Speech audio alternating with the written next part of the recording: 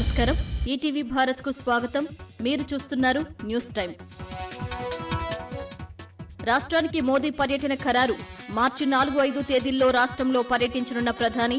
రాష్ట్రంలో పలు అభివృద్ధి పనులకు శంకుస్థాపన.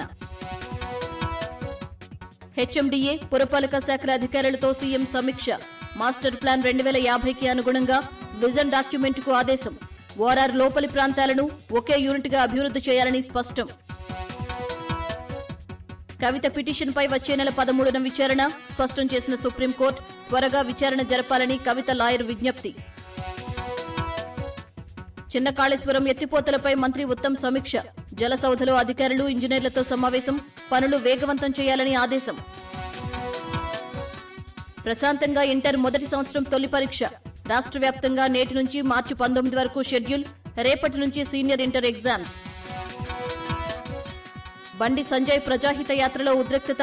కాన్వాయ్పై కోడిగుడ్లతో దుండగుల దాడి. హనుమకొండ భీమదేవరపల్లి మండలం వంగరలో ఘటన. హిమాచల్ ప్రదేశ్లో శరవేగంగా మారుతున్న రాజకీయాలు.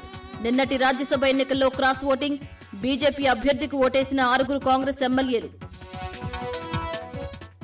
సమాజ్వాదీ పార్టీ అధినేత అఖిలేష్ యాదవ్కు సీబీఐ సమన్లు.